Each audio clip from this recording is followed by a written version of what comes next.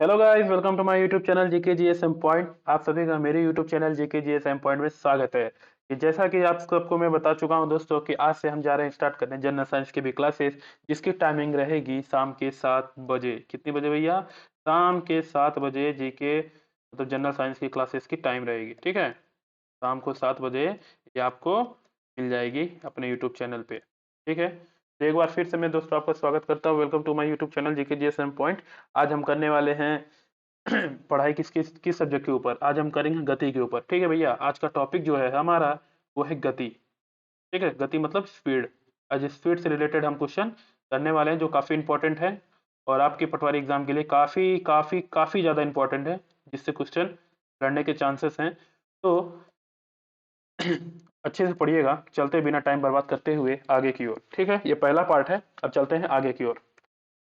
First question है दोस्तों, यदि एक निकाय वृत्ताकार पथ पर प्रत्येक सेकंड में 2 मीटर की लंबी 2 मीटर की दूरी तय करता है। ठीक है, क्या बोल रहा है कि एक निकाय, ठीक है, एक निकाय वृत्ताकार पथ पर प्रत्येक सेकंड में 2 मीटर की दूरी तय करता है, मतलब हर एक सेकंड में 2 मीटर की दूरी तय करता है, तो क्या होगा?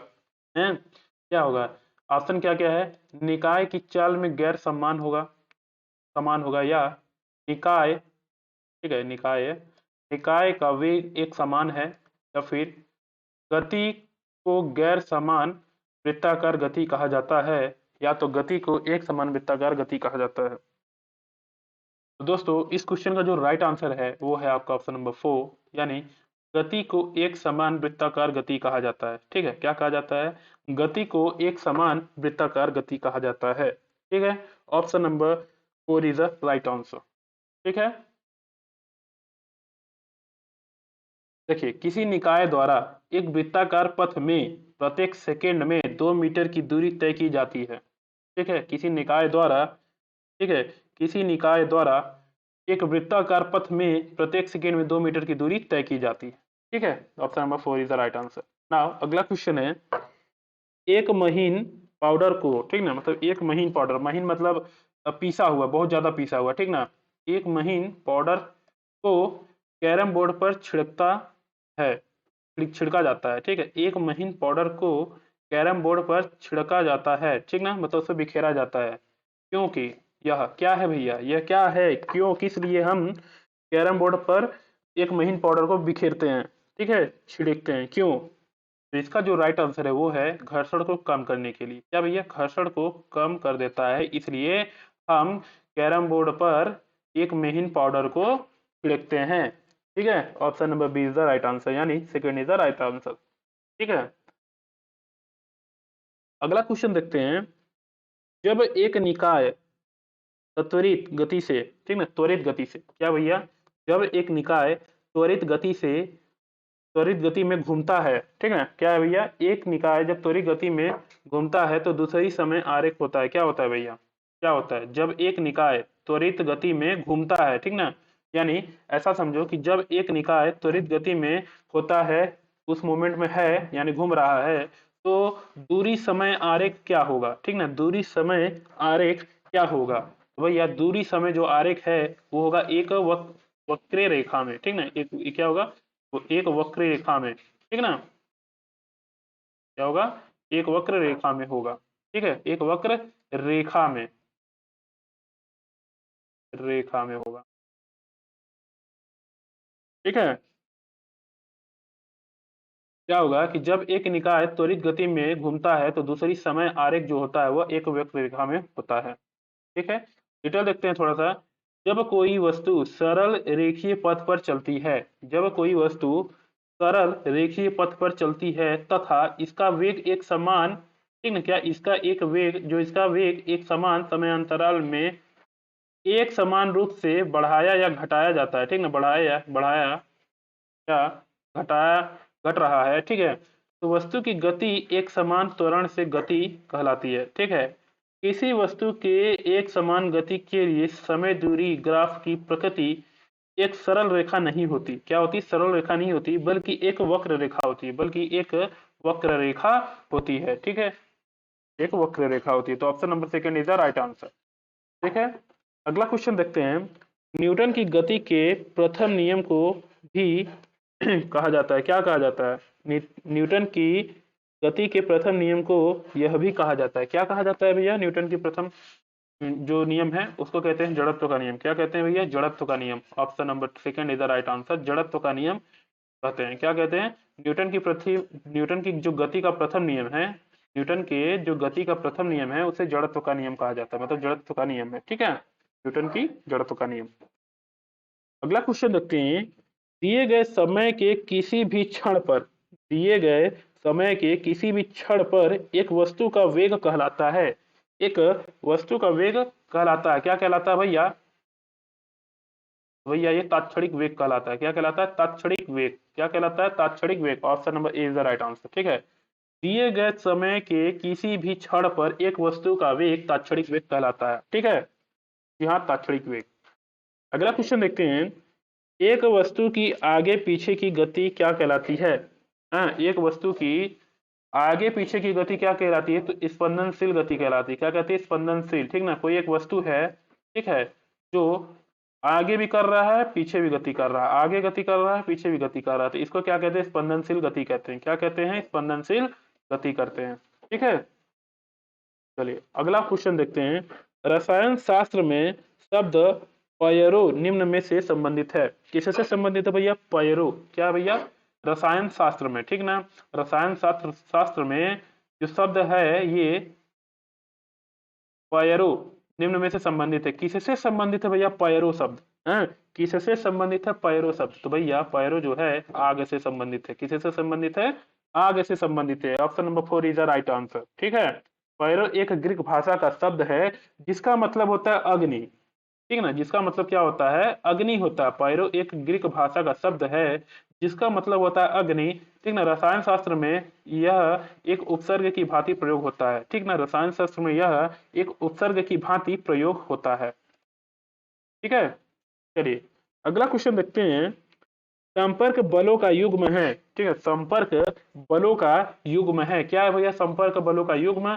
तो भैया संपर्क बलों का युग्म जो है वो है पेशीय बल और घर्षीय बल। क्या भैया? पेशीय बल और घर्षीय बल। क्या भैया?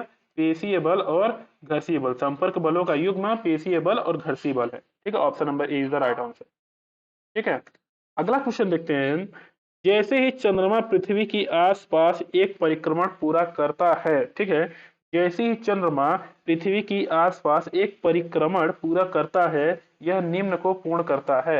यह निम्न को पूर्ण करता है। क्वेश्चन है कि जैसे ही चंद्रमा पृथ्वी की आसपास एक परिक्रमण पूरा करता है तो यह निम्न को पूरा करता है। किसको पूरा करता है भैया? तो यह अपने अक्ष पर एक घूर्णन पूरा करता है। क्या करता है? यह अपने अक्ष पर एक घूर्णन करता है, घूर्णन पूरा करता है। क्या करता है? घूर्णन पूरा करता है। ठीक है, option number 4 is the right answer.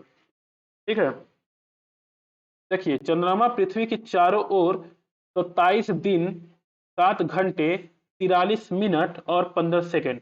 काफी इंपॉर्टेंट क्वेश्चन है दोस्तों। चंद्रमा पृथ्वी के चारों ओर 27 दिन 7 घंटे 43 मिनट व 15 सेकेंड में एक चक्कर लगाता है और इतने ही समय में चंद्रमा अपनी धुरी पर एक पूरा चक्कर कर लेता है। ठीक है, इतने ही समय में चंद्रमा अपनी एक धुरी पर पूरा चक्कर कर लेता है। ठीक है, चलिए अगला क्वेश्चन देखते हैं दोस्तों। अगला क्वेश्चन क्या है? चुंबकीय कंपास सुई यानी कॉम्पास, ठीक ना, चुंबकीय कंपास सुई दिशा ज्ञान के लिए सर्वश्रेष्ठ डिजाइन है। क्या है? चुंबकीय कंपास सुई दिशा जानने मतलब दिशा ज्ञान के लिए सर्वश्रेष्ठ डिजाइन है, लेकिन यह अनुपयोगी हो सकती है। क्या अनुपयोगी हो सकती है भैया? यह जो है चुंबकीय ध्रुवों के लिए अनुपयोगी हो सकती है। किसके लिए? चुंबकीय ध्रुवों के लिए अनुपयोगी हो सकती है। ठीक है, तो चुंबकीय कंपास सुई दिशा ज्ञान के लिए सर्वश्रेष्ठ डिजाइन है, लेकिन यह निम्न अनुपयोगी हो सकती है। चुंबकीय ध्रुवों के लिए अनुपयोगी हो सकती है। ठीक है, option number second is the right answer. अगला क्वेश्चन देखते हैं। समुद्र में तैरती हुई एक व्हेल, समुद्र में तैरती हुई एक व्हेल किसका उदाहरण है भैया? किसका उदाहरण है? समुद्र में एक तैरती, देखिए समुद्र में एक व्हेल मछली है जो तैर रही है, तो ये किसका उदाहरण है? सीधी सी बात, क्वेश्चन ऐसे पूछ रहा है, ठीक है। क्या बोल रहा है कि समुद्र में तैरती हुई एक व्हेल इसका उदाहरण है। किसका उदाहरण है भैया? समुद्र में तैरती हुई एक व्हेल। तो भैया समुद्र में तैरती हुई व्हेल जो है तरल घर्षण का उदाहरण है। किसका है? तरल घर्षण का उदाहरण है। समुद्र में तैरती हुई व्हेल जो है तरल घर्षण का उदाहरण है, ठीक है। देखिए, द्रव्य की दो पदों के बीच लगने वाले घर्षण को तरल घर्षण कहते हैं। कोई दो द्रव्य, द्रव्य मतलब क्या हो गया? लिक्विड हो गया, ठीक है ना, लिक्विड यानी पानी। कह रहा है द्रव्य की दो पदों के बीच, देखिए कोई दो घर्ष मतलब लिक्विड वाले हैं यानी द्रव्य वाले पद हैं, इनके बीच जो लगने वाला बल है, घर्षण है, इसे कहते हैं तरल घर्षण। क्या कहते हैं भैया? तरल घर्षण कहते हैं। पानी में डूबती हुई व्हेल मछली एक तरल घर्षण का उदाहरण है, ठीक है। किसका उदाहरण है? तरल घर्षण मछली का उदाहरण है, ठीक है। अगला क्वेश्चन की ओर चलते हैं। कभी कभी जब लोग, ठीक है, कभी कभी जब लोग गीले फर्श पर चलने की कोशिश करते हैं तब वो गिर जाते हैं। क्यों क्यों गिर जाते हैं भैया? जब कभी कभी लोग गीले फर्श पे चलते हैं तो उनका पैर स्लिप करके करता है तो और गिर जाते हैं, पैर स्लिप करता है और गिर जाते हैं। तो क्यों गिर जाते हैं? ये है क्यों गिर जाते हैं भैया। तो ये गिर जाते हैं कि फर्श एवं उनके पैरों के बीच घर्षण कम हो जाता है। फर्श एवं उनके पैरों के बीच घर्षण कम होने से वो फर्श पर गिर जाते हैं, ठीक है।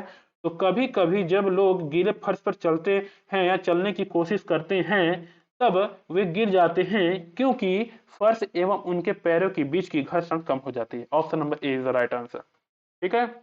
चलिए अगले क्वेश्चन की ओर चलते हैं।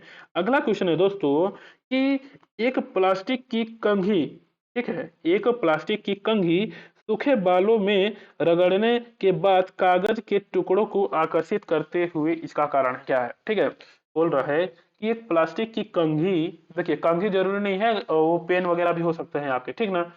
तो क्या है कि एक प्लास्टिक की कंघी या पेन सूखे बालों से रगड़ने के बाद, ठीक ना, रगड़ने के बाद कागज के टुकड़े को आकर्षित करती है। इसका क्या कारण है भैया? तो इसका जो कारण है वो है स्थित विद्युत बल। क्या है भैया? स्थित विद्युत बल के कारण वो आकर्षित करती है। स्थित विद्युत बल, option number B is the right answer, यानी second is the right answer, ठीक है। Option number second is the right answer, ठीक है।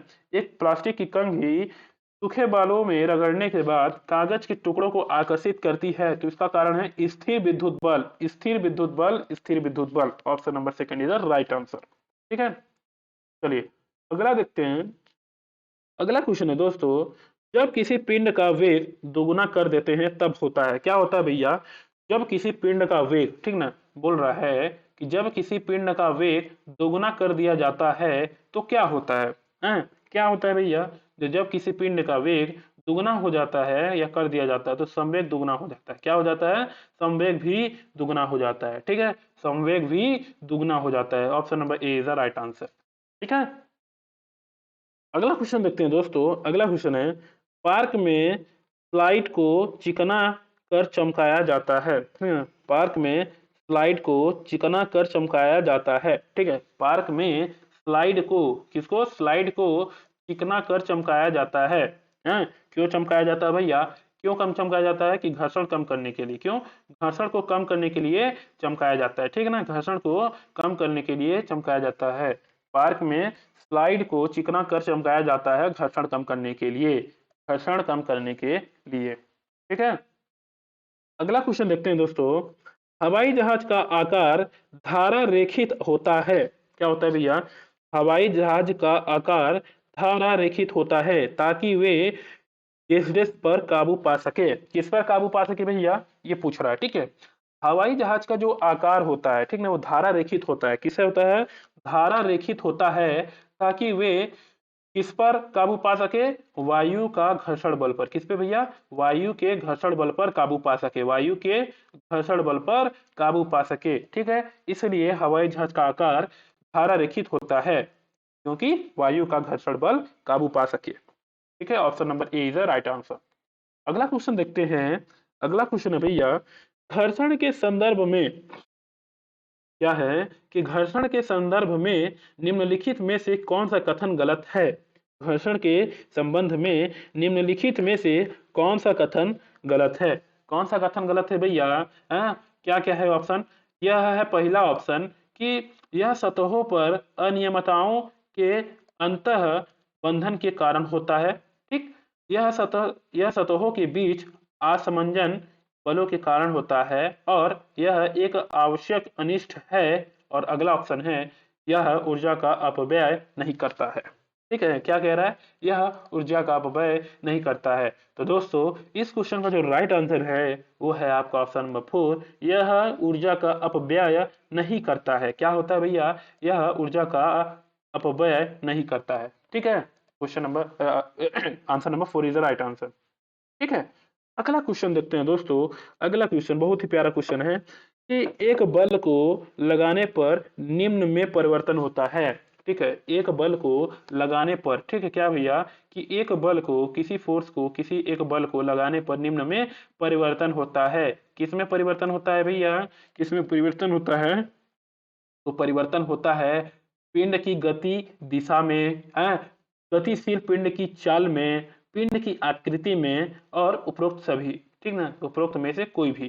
तो भैया इस क्वेश्चन का जो राइट आंसर है, इनमें से कोई भी, ठीक ना, जितने भी दिए हैं उपरोक्त में से सभी या कोई भी। क्या होता है कि पिंड की गति दिशा चेंज हो जाती है, किसी भी बल को लगाने पर परिवर्तन क्या होता है, इनकी पिंड की दिशा चेंज हो जाती है, या तो गतिशील पिंड की चाल बदल जाती है, या तो पिंड की आकृति चेंज हो जाती है। तो इसका जो राइट आंसर है दोस्तों, इसका जो राइट आंसर है वो है उपरोक्त में से कोई भी।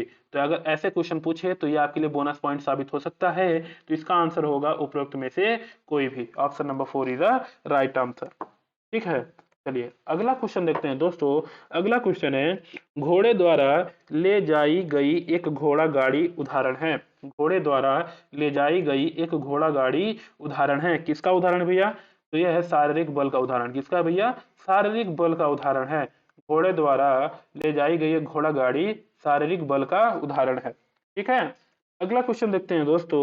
यहाँ से अगला क्वेश्चन बनता है कि जब एक वस्तु द्वारा तय की गई दूरी समय के सीधे समानुपाती है। ठीक है, क्या है, जब एक वस्तु द्वारा तय की गई दूरी समय के सीधे समानुपाती है, इसे निम्न के साथ गतिशील कहा जा सकता है। ठीक है, किसी के साथ कहा जा सकता है भैया, इसे जो है नियत चाल के साथ गतिशील कहा जा सकता है। इसके साथ नियत चाल के साथ गतिशील कहा जा सकता है। Option number second is the right answer. अगला क्वेश्चन यहीं से बनता है दोस्तों कि आपके पास दो कीले हैं। क्या भैया, आपके पास दो कीले हैं। ठीक है, एक तीक्ष्ण सिर वाला और दूसरी भौथरे सिर वाला। ठीक ना, एक तीक्ष्ण सिर वाला और दूसरा भौथरे सिर वाला। यदि आप दोनों पर समान बल लगाते हैं तो कील जो पहले घुसेगी, तो वो कौन सी कील है जो पहले घुसेगी। भौथरे मतलब हो गया दूसरा से जिसका भौथर है। ठीक है, मतलब वो चुखिला नहीं है। और तीसरा क्या, तीक्ष्ण सिर वाली, जिसकी पहले क्या है, तीक्ष्ण सिर वाली। ठीक ना, तो दोस्तों इस क्वेश्चन का जो राइट आंसर है वो होगा तीक्ष्ण सिर वाले, जिसका जिसका सिरा चुखिला होगा, तीक्ष्ण यानी चुखिला। ठीक है ना, भोथर मतलब हो गया ये ऐसे, तो ये मतलब चुखिला नहीं है, इस टाइप का। तो ये कौन सा पहले घुसेगी, तो भैया इसमें पहले घुसने वाली जो तीर है वो कील जिसका सिर तीक्ष्ण नुकीला है। ठीक है, जिसका कील तीक्ष्ण और नुकीला है तो वो तीर सबसे पहले घुसेगी। ठीक है, option number second is the right answer. अगला क्वेश्चन है भैया, निम्न में से कौन सा स्थापन के अभिलक्षण विशेषताएं नहीं है। निम्न में से कौन पर सत्यापन स्थापन सॉरी स्थापन है सॉरी निम्न में से कौन पर स्थापन के अभिलक्षण विशेषता नहीं है। ठीक ना, अभिलक्षण विशेषता नहीं है। तो भैया इस क्वेश्चन का जो राइट आंसर है यह है हमेशा धनात्मक। क्या है भैया, यह हमेशा धनात्मक है कि सत्यापन के अभिलक्षण विशेषता नहीं है। ठीक है, ये अगला क्वेश्चन देखते हैं कि जब एक गिलास में गर्म पानी डाला जाता है तो उसके अंदर एक इस्पात की चमक रख देते हैं, जिससे कि क्या होता है भैया, जिससे कि क्या होता है, जिससे कि चम्मच उष्मा को अवशोषित कर गिलास को टूटने से रोकता है। क्या करता है भैया, चम्मच उष्मा को अवशोषित कर गिलास को टूटने से रोकता है। ठीक है ना, जिससे चम्मच जो है उष्मा को अवशोषित कर लेता है और गिलास को टूटने से रोकता है। तो दोस्तों क्वेश्चन है कि जब एक गिलास में गर्म पानी डाला जाता है तो उसके अंदर एक इस्पात की चम्मच रख देते हैं, ठीक ना, इस्पात की मेटल की एक चम्मच रख देते हैं। क्यों रख देते हैं? ये चम्मच उष्मा को अवशोषित कर लेती है, जिससे गिलास टूटने से रुक जाता है। ठीक है, option number A is the right answer. अगला क्वेश्चन है दोस्तों, वेग समय ग्राफ की प्रवणता देती है। वेग समय ग्राफ की प्रवणता देती है। क्या देती है भैया? वेग समय ग्राफ की प्रवणता देती है। तो वेग समय ग्राफ की प्रवणता जो है गति देती है। कौन देती है भैया? गति देती है। Option number third is the right answer. गति इज द राइट आंसर। वेग समय ग्राफ की जो प्रवणता है वो गति देती है। क्या देती है? गति देती है। ठीक है, जी हाँ, गति देती है। तो दोस्तों ये रहे आज के आपके जनरल साइंस के क्वेश्चन, पार्ट 1 गति से रिलेटेड क्वेश्चन। ठीक है, अब हम मिलेंगे नेक्स्ट अगले दिन हम मिलेंगे और नए टॉपिक के साथ मिलेंगे, नए पार्ट के साथ मिलेंगे। ठीक है, ओके, चलिए आज के लिए बस इतना ही।